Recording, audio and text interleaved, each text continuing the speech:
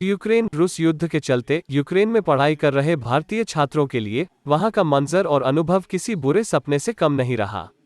ऐसे हालातों में छात्रों की हिम्मत एवं भारत सरकार की मदद ने उनकी भारत वापसी करवाई है। इन्हीं हालातों से जूझते हुए यूक्रेन के लविव से MBBS करने वाली प्रगति कोठीफोड़ा बड़ी मुश्किलों के बाद शुक्रवार को मंदसौर पहुंच गई थी। प्रगति ने जो बताया वो दिल दहलाने वाला है। प्रगति भी उन्हीं छात्रों में से है जिनके साथ पोलैंड बॉर्डर पर यूक्रेनी सेना ने मारपीट की और सिर पर बंदूक तान दी थी। प्रगति ने बताया कि 50 किलोमीटर पोलैंड बॉर्डर तक पैदल ही जाना पड़ा।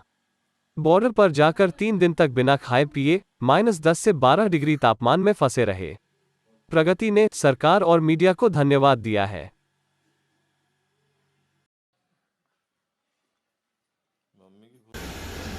तो पिछले एक हफ्ते से हम लोग बॉर्डर के चक्कर काट रहे थे और हम जब बॉर्डर पे गए तो वहाँ पे हमें बहुत मुश्किलों का सामना करना पड़ा, क्योंकि वो इंडियंस को बॉर्डर क्रॉस नहीं करने दे रहे थे और वहाँ पे वो बंदूक तान के हम लोगों पे खड़े थे। बहुत मारपीट चल रही थी, स्काई में फायरिंग भी कर रहे थे।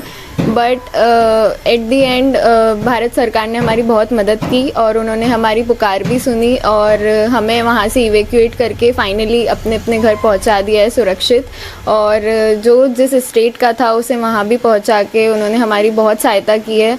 और दिल्ली से इवन जो जिस स्टेट के थे वहाँ से वो लाए और जल्दी जल्दी इवैक्यूएट किया, क्योंकि वहाँ बहुत कष्ट में हम लोग रह रहे थे, क्योंकि आपको नहीं पता दूसरे पल क्या हो सकता है। और खाने को कुछ नहीं था, पीने को नहीं था और बहुत -, डिग्री में टेम्परेचर था। बट फाइनली हम घर आ चुके हैं और भारत सरकार ने हमारी इसमें बहुत सहायता की है और निःशुल्क कुछ भी हमें नहीं इसके लिए चार्ज किया है और हमें यहाँ अपने अपने घर पहुँचा दिया है। पोलैंड बॉर्डर पे मारपीट भी हुई थी, आप भी वहीं थे मौके पर थे? हाँ। क्या हुआ था? तो बेसिकली जब हम गए तो वहाँ पे उन्होंने बोला कि आप लगी लाइन में, हम आपको जाने देंगे। यस, पोलैंड बॉर्डर पे, क्योंकि एम्बेसी से एडवाइजरी जारी हुई थी कि आप लोग जो आपके नज़दीकी बॉर्डर है वहाँ पे जाइए। तो मेरे यहाँ से पोलैंड बॉर्डर 72 किलोमीटर था, तो हम 50 किलोमीटर चल के गए क्योंकि बहुत लंबी लाइन थी गाड़ियों की और वो जाने नहीं दे रही थी। तो हमने 50 किलोमीटर अपने सामान के साथ तय किया है, जो कि बहुत ही मुश्किल था। उसके बाद क्या टेम्परेचर था? टेम्परेचर -11 -12 ही चल रहा था और बहुत ठंड थी, इतने में बाहर नहीं रहा जा सकता है। और उसके बाद हमने सोचा कोई बात नहीं, अगर इतनी कठिनाई के साथ हमें अगर बॉर्डर क्रॉस हो जाती है तो अच्छी बात है। लेकिन जब हम वहाँ पहुँचे तो उन्होंने बोला आप लाइन में खड़े होइए, हम आपको जाने देंगे। बट ऐसा कुछ भी नहीं हुआ। हम उस 3 दिन बिना कुछ खाए पिए उस ठंड में खड़े रहे, ना उन्होंने हमें जाने दिया और बल्कि हम पे मारपीट की, मुझ पे भी बंदूक तानी, पीछे हटो, ये नहीं जाने देंगे। और वो ठीक था, नहीं जाने देंगे, बट उन्हें बता देना चाहिए था। बट वो कर रहे थे कि आप 10 मीटर पीछे जाइए, हम आपको जाने देंगे। यूक्रेन के लोगों ने मारपीट की? हाँ, यूक्रेन के सोल्जर्स ने मारपीट की और वहाँ पे मौतें भी हुई है, क्योंकि लोगों ने कुछ खाया पिया नहीं था, बहुत ठंड थी और उन्होंने हमारी कोई मदद नहीं की है। और यूक्रेन सोल्जर्स ने मतलब बहुत मारपीट, बहुत ही टॉर्चर किया है वहाँ पे बच्चों को। आप जिस ग्रुप में थे उसमें कितने भारतीय थे, कितने लोग थे आपके साथ? हम लोग तो मतलब हज़ारों की संख्या में थे, लेकिन मेरा जो ग्रुप था उसमें हम 13 लोग थे और 13 ही सही सलामत अब घर है। बट बहुत सहने के बाद अब हम अपने क्या वहाँ पे आपको इंडियन होने का कुछ फ़ायदा मिला है इस युद्ध में निकलने के लिए? पहले फ़ायदा तो नहीं और नुकसान मिला है, क्योंकि बहुत रेसिज्म सहना पड़ा। लेकिन बाद में सरकार ने बहुत मदद की और उन्होंने नेगोशिएट किया। उसके बाद हमें उन्होंने बिल्कुल जाने दिया, उन्होंने बिल्कुल नहीं रोका। और जिसके पास इंडियन फ्लैग था उनको बिल्कुल आगे जाने दिया। हमें उसके बाद कोई किसी ने कहीं पे भी नहीं रोका।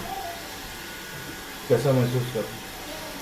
अब तो बहुत ही अच्छा महसूस करे, क्योंकि एक हफ्ता कुछ खाया पिया, सोए भी नहीं थे और अब फाइनली घर आ गए सब। तो बहुत खुशी है और अपने अपने घर वालों के पास है, क्योंकि वहाँ तो पता नहीं था जिंदा भी रहने वाले या नहीं। तो अब तो बहुत ही ज़्यादा खुश है।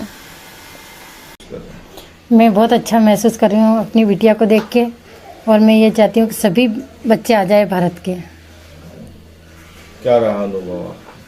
मतलब जितनी खुशी हो सकती है, मेरा ये अनुभव है कि मैं अपनी बच्ची को मौत के मुंह से, समझ लो मौत के मुंह से देखा है मैंने। कैसे थे वो 7 दिन? मेरे बहुत मुश्किल से कटे हैं, न खाना न पीना कुछ भी नहीं, बस एक ही था कि अपनी बिटिया आ जाए। मन्नतें वगैरह भी काफी हाँ, मन्नतें करी है। काफी रोए भी थे।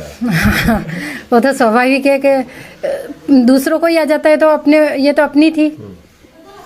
मीडिया से क्या कहना चाहेंगे आप? बहुत बस मीडिया से यही, विशेषकर आकाश जी को। इन्होंने हमारी बहुत हेल्प करी है।